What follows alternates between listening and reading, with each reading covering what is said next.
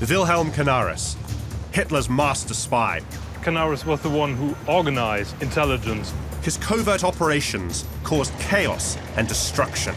Canaris was working entirely in the service of the Nazi regime and set the stage for World War II.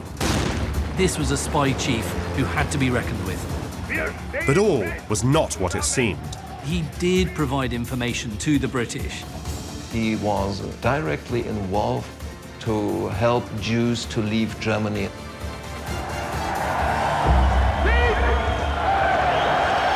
Most people from my generation don't understand how over 70 years ago, a small group of Nazis could start a war that killed 60 million people.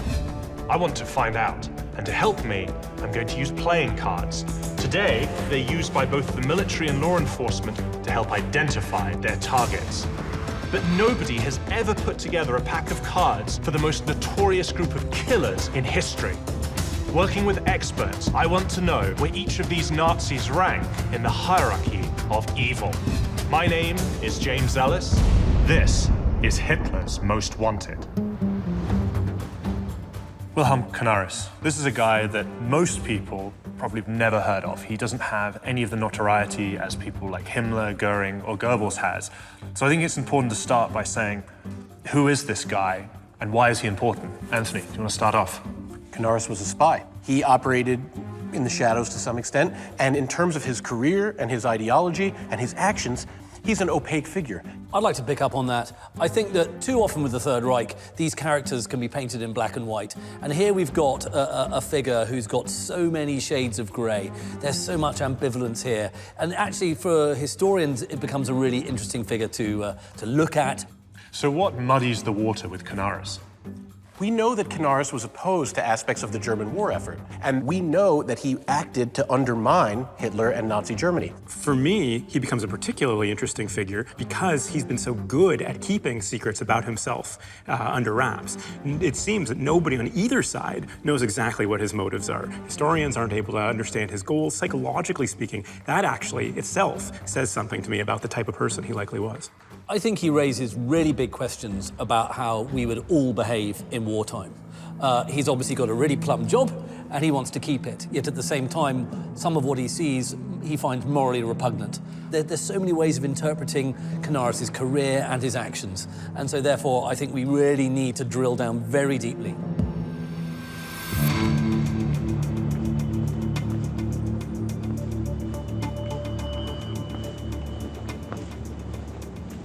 I'm starting my investigation at the German Spy Museum in Berlin.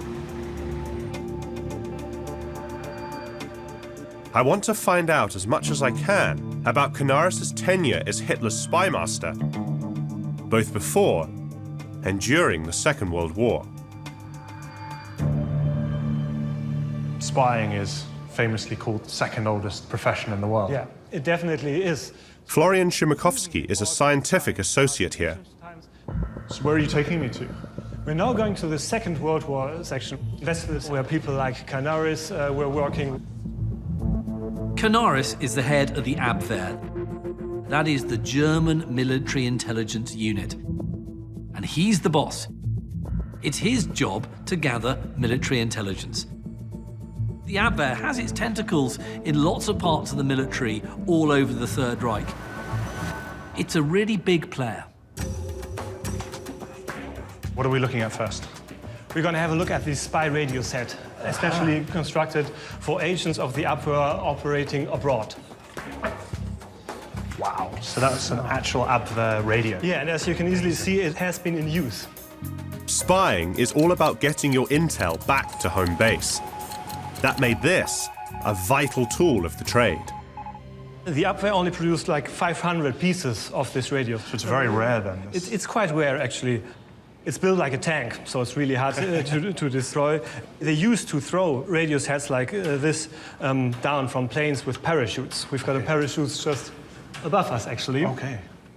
Because it was complicated to smuggle the radio sets inside. So the agents would have already infiltrated the country, and then they would wait for the radio to come after they'd arrived? Most of the time. As you can see, The writings are in English to disguise where the radio was actually coming from. So when an agent gets caught with the radio, they don't follow it back to Germany.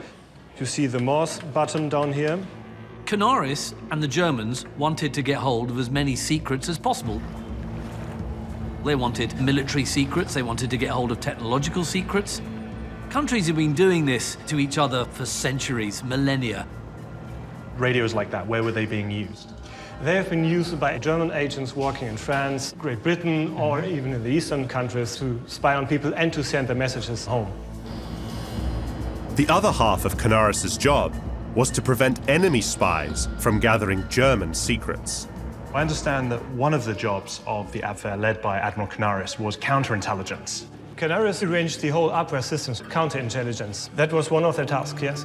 What sorts of periods of history? Under Canaris, Abwehr counterintelligence agents were sent to infiltrate enemy spy units, to destroy evidence and spread misinformation.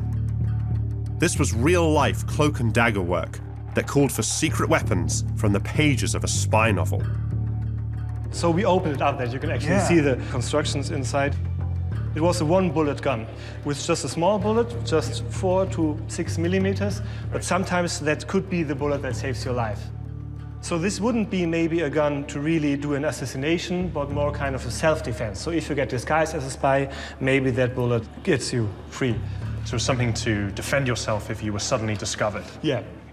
Can I get my hands on Of this? course. Thank you very much. Wow, it's amazing. It's quite heavy for a pipe. So if you want to fire it, you have to remove the mouthpiece and the security wire. So this is like the equivalent of a safety catch. Exactly. And if you want to fire it, you have to hold it and then twist. So you'd be given this already preloaded with a bullet. Yeah. And then if you needed to use it, you would then remove this safety catch. Exactly. And then you would aim it at your target and twist this, and it would Exactly. fire. Yeah. Wow. You can fire a single bullet that might save your life.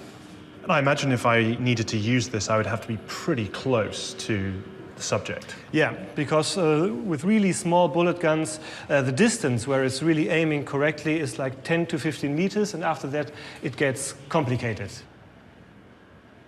You'd have to be in quite a bit of trouble to use this thing. You only get one shot, you don't get a second chance. And I would not want to have to use this.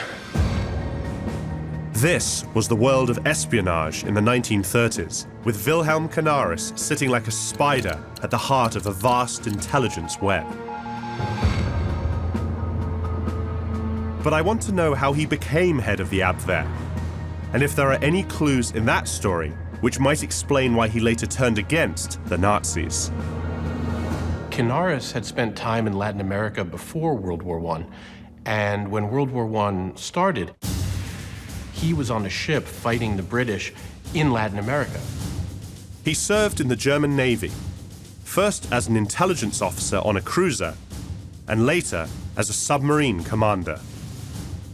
He was captured and interned on an island in Chile, and because he spoke Spanish, he managed to escape from internment and make his way back to Germany.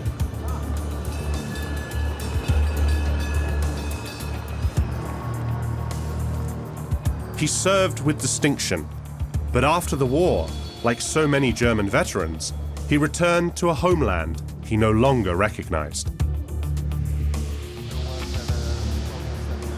This is Michael Tramer.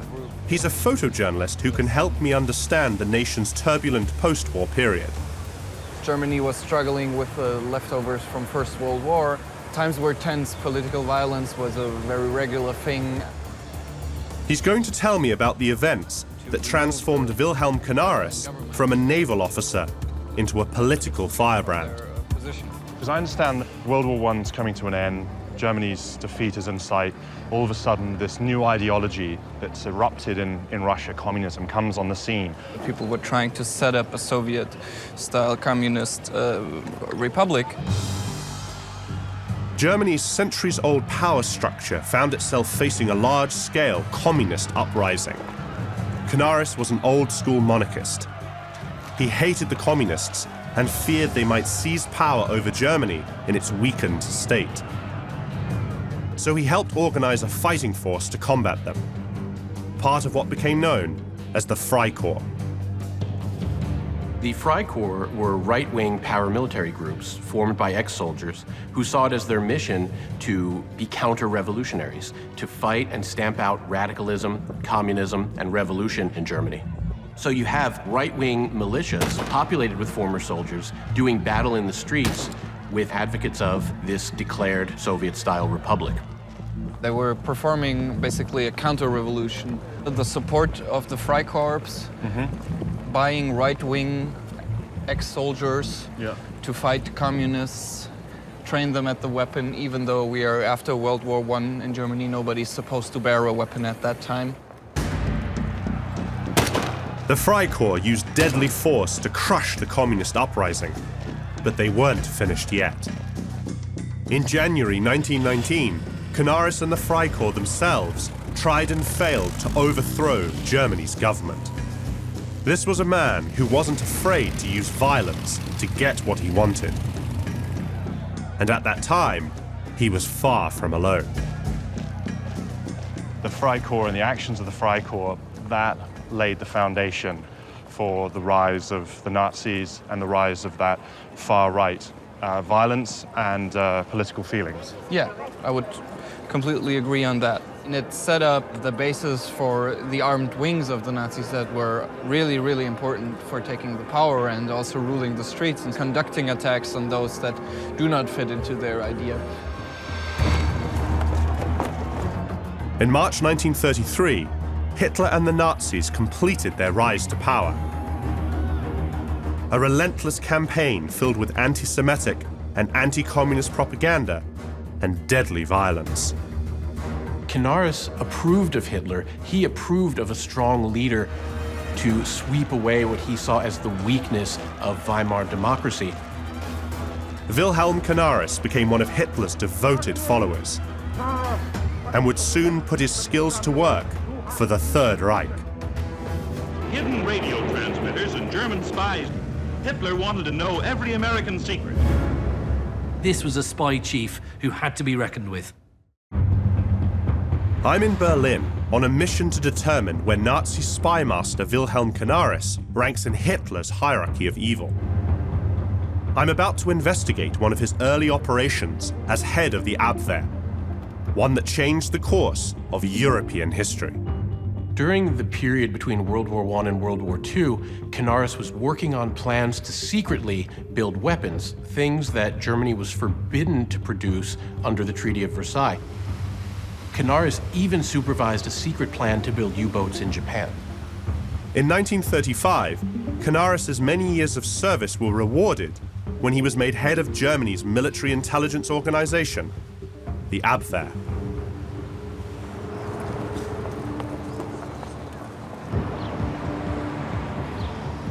Heiko? James. Oh, hi. Very nice to meet you. Yes, you too. So I know you were an expert on Admiral Canaris. Oh, yes. Canaris was one of the only German officers who was able to speak Spanish at that time. This is Heiko Zur. He's a historian and author of a recent in-depth biography of Wilhelm Canaris. What's this monument? That's the International Brigades Memorial, and it's erected in 1968 and dedicated to the Germans who fought in the Spanish Civil War. The Spanish Civil War saw the fascist forces under General Franco try to seize power in Spain in the mid to late 1930s. As a result, it kind of becomes a proxy war. Combatants from all over the world poured into Spain to fight for their chosen side, and Germany was no exception. So this would have been the Germans who were fighting on the side of the left-wing Republicans against the conservative right-wing forces of Franco. Oh, yes. But back in 1936, those men were considered outlaws here in Germany because the Nazis were clear about what side they supported. Hitler wanted to help his fellow fascist, Franco, and he wanted to make sure that if anybody was going to win the Spanish Civil War, it was going to be a fascist and not a communist. Obviously, Canaris was on Franco's side. Yes, he was. So how was Canaris involved in the Spanish Civil War? Canaris was the one who organized intelligence, who organized military support from Germany and also from Italy to Franco.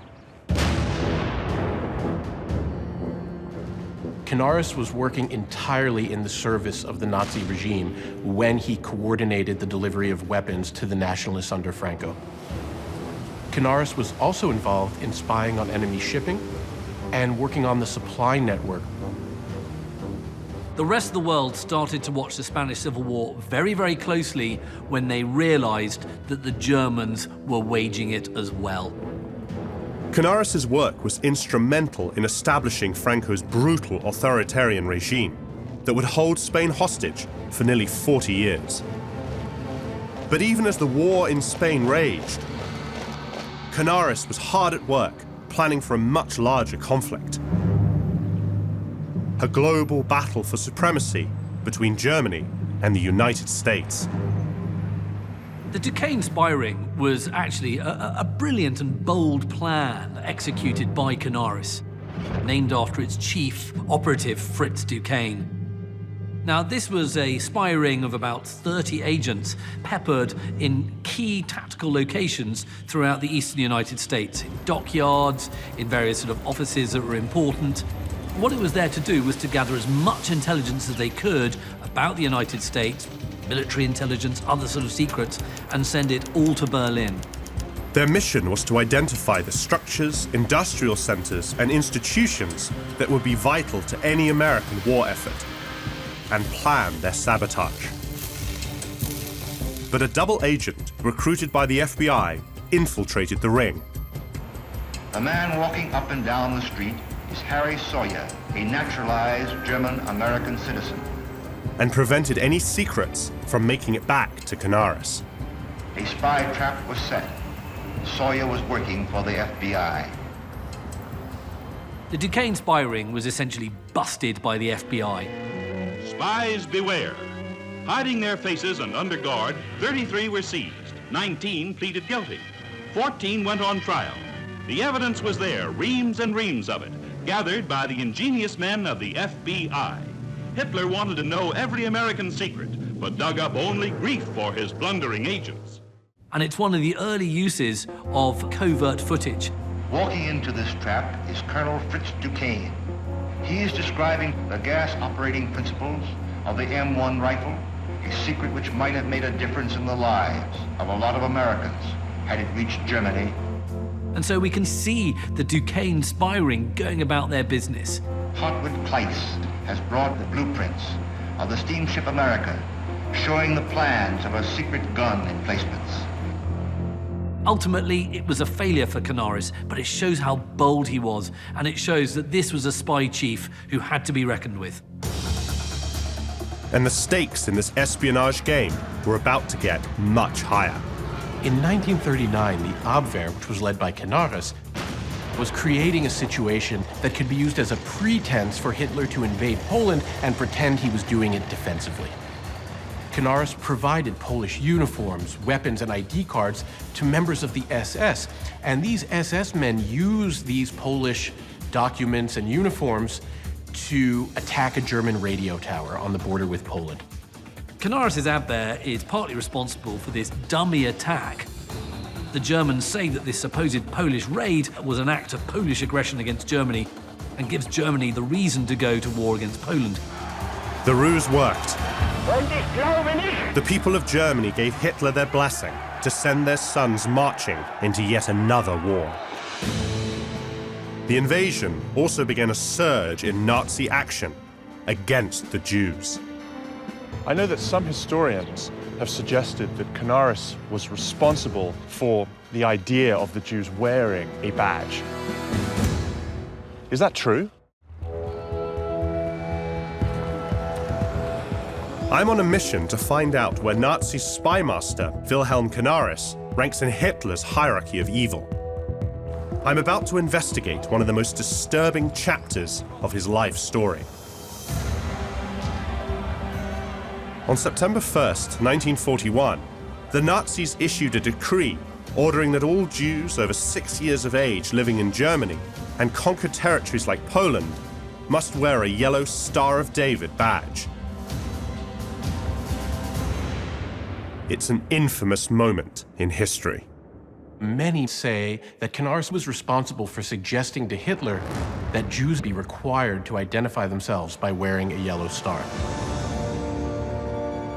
I've come to Berlin's Jewish Museum to find out more about the stars and Canaris' connection to them. So, Christoph, where are you taking me? I'm going to take you to a showcase where we present yellow stars, yellow badges, and we're going to take them out for you to look at them. Oh, wonderful. So these are going to be original badges that Jews were made to wear during the war? That were worn between 1941 and 45. Oh, wow. Christoph Kreutzmüller is the curator here. Danke. So these were badges that were actually worn by Jews during the Second World War? Yeah, by a certain family living in Berlin. Georg Markus, his mother, and Erich Markus, and the brother.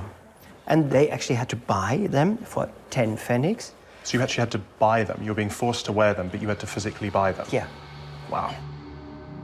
Nazi policies towards the Jews were intended not only to strip them of their rights, but also of their identity. They were all required to put the same yellow star on their chest.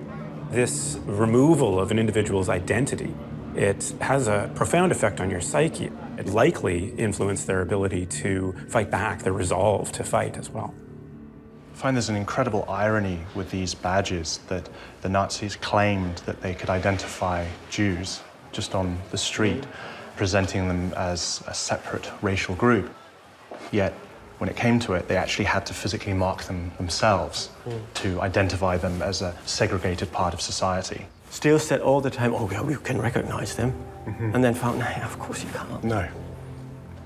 So they needed these badges. Yeah. And the yellow badges were a prelude to the deportations. Yeah, and a tool. Wow. It's sickening to think that Jews had to pay for what was essentially their ticket to a concentration camp. But my visit has left me wondering, did Wilhelm Canaris, a career spy, really create the infamous badge? I've caught up once again with Canaris biographer Heiko Suhr to get his take on the claim. I know that some historians have suggested that Canaris was responsible for the idea of the Jews wearing a badge. Is that true? No, it's not true. It's not true? It's told in German books and in British books for about 50 years now, and it's repeated constantly. But it's not a German invention. It's a very long and old tradition in Europe to mark Jews with badges. It's a tradition from the Dark Ages, the Middle Ages. Forcing Jews to wear a yellow Jewish star is something that has historical precedent in medieval Europe. But there weren't any examples of Jews being forced to wear a yellow Jewish star until the Nazis revived the practice. Someone in the party had clearly done their history homework to revive the Jewish badge. The question is, who? In 1941, Goebbels himself had the idea to introduce the Jewish star for the Jews in Germany. Joseph Goebbels was Hitler's infamous minister of propaganda. He was perhaps the Führer's most fanatical follower and a virulent anti-Semite. For years, Goebbels had been pushing Hitler to approve a mandatory ID mark for Germany's Jews.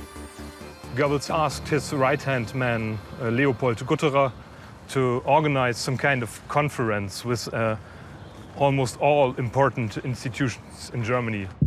Leopold Gutterer was Goebbels' subordinate and a loyal party member since 1925. And they discussed the question if it's possible to introduce a Jewish star. And Leopold Gutterer directed the way of the discussion. According to Heiko, Gutterer suggested the centuries-old badge be revived to identify Jews living in the Reich. He was the one who pushed Goebbels, and then Goebbels pushed Hitler to introduce the Jewish star. Okay. Leopold Gutterer survived the conflict, was sentenced to hard labor for his war crimes, and died in 1996. The yellow badge went on to become perhaps the most infamous symbol of oppression of all time. So where did this story that Canaris was responsible for suggesting the Jewish badge come from? In 1949, Gutterer told it on court that Canaris was the one who pushed Hitler to introduce that badge, the Jewish star. So he actually successfully managed to pin the blame on Canaris? Yes, very successfully.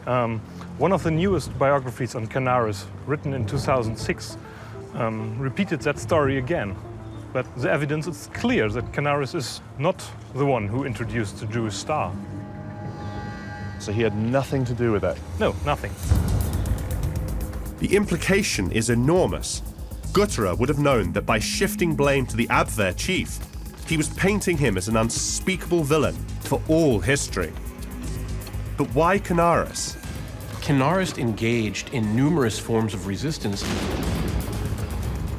He's going against one of the major tenets of Nazi policy, which is to exterminate Jews.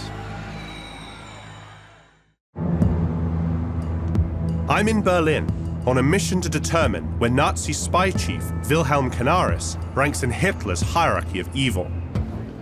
I've seen how a fellow Nazi falsely identified him as the creator of the infamous Yellow Star badge. But why Canaris? The answer may be found here, at Berlin's Resistance Museum. This building was established in the year between 1911 and 1914. Professor Johannes Tuchel is the museum's director. And this wonderful space was a place where the residence of the War Ministry at the time was. In the Second World War, it was here the head of the reserve army and part of the command of the army. According to Johannes, in the late 1930s, as Hitler steered Germany towards a new war in Europe, Canaris feared for the nation's future. You can place Canaris as a very well-informed man. People described him as a dark personality, as a man who was very skeptical about the chances of the war. Will Germany win the war? Canaris wasn't alone. He was one of a number of high-ranking Nazis who had deep misgivings about Hitler's increasingly aggressive posture in Europe. The situation came to a head in 1938, when he threatened to invade Czechoslovakia. Canaris was in contact with people who were involved in the coup d'etat preparations, also in 1938. A clandestine group led by Canaris' Abwehr subordinate, General Hans Oster, planned to kill Hitler and seize power to prevent the invasion from happening, a plot that became known as the Oster Conspiracy.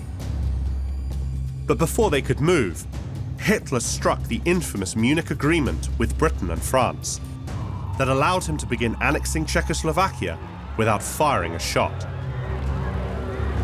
The coup plans were quietly shelved, and Canaris continued to lead the Abwehr as though nothing happened. In order to be a good spy, you need to be able to be different people in different situations. You need to be pretty comfortable lying. You need to be able to hold multiple personas and remember those personas and when you were one and when you were the other. This is something that most people have a very hard time with and would find extremely stressful. Canaris was once again the head of the German intelligence service. That is the complicated picture I can paint you about Canaris and the German resistance movement. Canaris opposed Hitler's drive to war for strategic reasons. He didn't think Germany was prepared to win a war. This opposition didn't derive from moral qualms. It was more about strategy. But that view would change just weeks into the fighting. Shortly after the war began, Canaris visited German soldiers in Poland, and he saw what was happening there on the ground. He saw the murder of Jews and other civilians, and this action really showed him what this war was going to be like. In the city of Bedzin, Canaris was confronted with the image of German soldiers forcing 200 Jews into a synagogue and then setting it on fire. The experience shook him to his core. He was deeply depressed about the war crimes, and he was very skeptical for the future of Germany. The incident drove Canaris to step up his efforts to undermine Hitler's plans.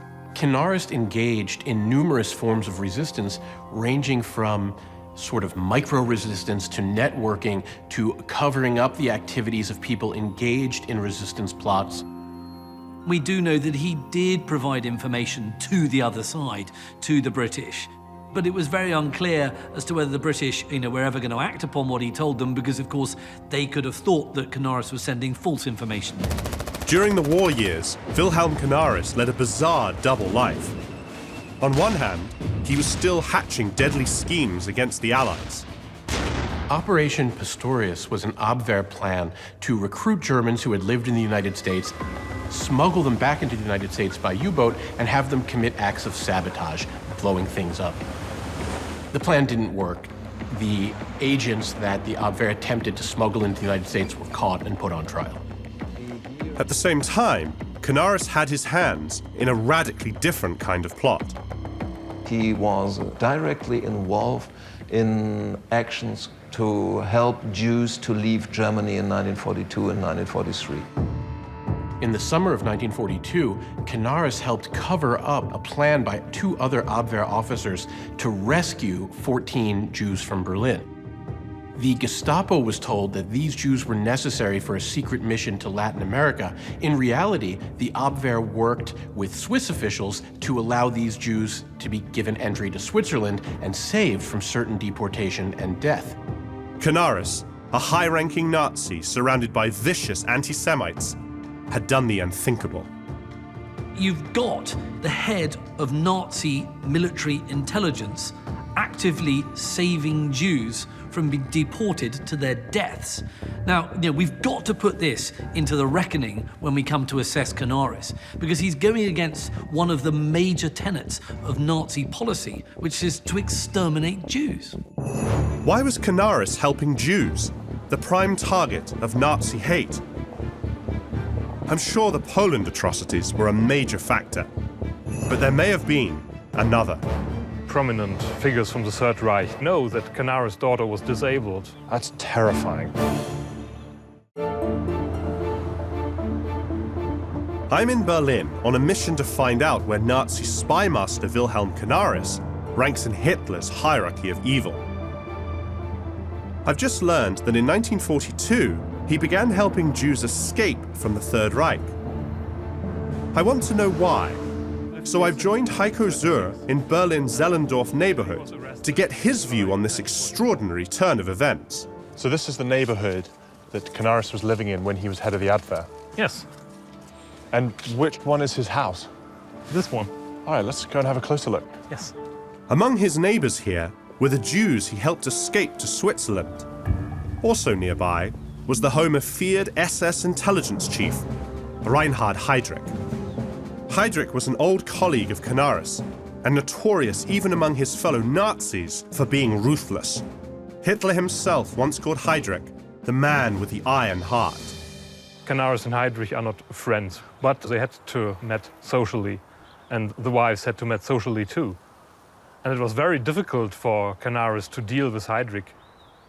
Canaris' daughter told me that her mother, so Canaris' wife, had to come to Miss Heydrich, and they drink tea together, and they know that Canaris' daughter was disabled. Heydrich's wife said, "We had to kill all disabled persons." Oh my God, that must have been absolutely terrifying for Canaris and his wife to know that one of the most evil men in the Nazi regime is aware of the fact that they have a child that is disabled. Yes. And in the Nazis' eyes, and especially in the eyes of Reinhard Heydrich, and it sounds his wife as well, that she should have been killed. Yes. That's terrifying. Canaris was well aware of what the Nazi regime's policies were toward the disabled, and that injected a moral dimension into Canaris's growing suspicion about the regime. That's an impressive-looking church. Not far from the family home is another pillar of Canaris's life. So this is where Canaris went to church? Yes. Was he a very religious man? Yes, his faith was very important. So did Canaris's faith play a role in his decision to go from supporting the Nazis to opposing them? Yes, of course. Canaris did not make any decision before he think, and religion is one part of that process. Faith, family, and the slaughter in Poland prompted Canaris to change his ways. But even as he did, rumors of his subversive activities spread, and in early 1944, SS chief Heinrich Himmler convinced Hitler to dissolve the Abwehr. Canaris was no longer a spy. A few months later, a group of Nazi officers famously tried to assassinate Hitler with a bomb, but failed. Canaris was implicated in the plot. He actually couldn't have participated in the attempted assassination, but this attempted assassination was a good excuse for Hitler to get rid of somebody who he'd come to see as a thorn in his side. So Canaris was arrested. Wilhelm Canaris was found guilty of treason and executed at Flossenburg concentration camp on April 9th, 1945. Seems to me that he was very brave to do what he did, trying to resist and also save lives. Do you see him as a heroic figure? In my opinion, no officer from the Third Reich can be called a hero. What is the difference between Oskar Schindler and Canaris? Schindler risked his life. Canaris, not really. He had a powerful position within the Nazi state. So Canaris risked not his life, but he used the power he had from his position. It's a convincing argument. But before I make my final judgment of Canaris, I want to find out what life was like for everyday resistors living under Nazi rule. I've come to the University of Munich. During the Third Reich, it was home to a student resistance group known as the White Rose. The White Rose opposed Nazism and attempted to resist mostly through intellectual means, mainly distributing pamphlets. They didn't engage in armed resistance, but they did try to spread ideas that were opposed to the regime. This is a stunning university. Yes, it's 150 years old. And you must know... Hildegard Kronewitter is a former politician and an authority on citizen resistance during the Nazi regime. The siblings, Hans and Sophie Scholl, put their pamphlets beside the doors here, and then they went up to the second. The leaflets were thrown down. So they threw leaflets down from up there, and they would have landed on the floor of the atrium. Here, yes. Somebody sympathetic to the regime saw the pamphlets they were distributing and reported them, and they were both executed because of the pamphlets they were distributing. During the prosecution, the siblings say there are only a few. All right, so they protected maybe a larger group of people by just focusing on themselves. Yes. And that obviously destroyed the group. Yes, yes. I suppose it's easy for us today to say, you know, why didn't more people resist the Nazis? But as you very clearly pointed out there, that dictatorships are extremely hard to resist against. Yes. There are really 7 persons who had to pay with their life for the freedom word. And this is the memorial here. It's really touching for us because there is no order that this memorial should always have white roses. There are people who bring roses with them. Really? So does that give you hope? Of course, because this is a sign that the people appreciate the persons who had been murdered by the Nazis, and they admire them. And I think if a person admires other persons, this person will learn from this.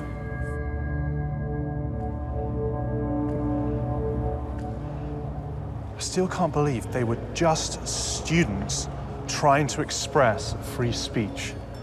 And all they were doing was distributing pamphlets, and they lost their lives for it.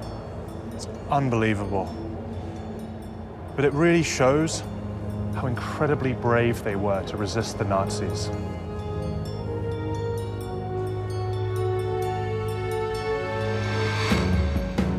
Do Canaris' acts of resistance compare at all to the selfless heroics of the White Rose?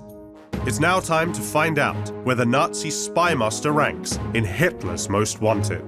He was complicit with the regime. He didn't have to do the job he did. Did he do as much as a committed resistor in his position could do?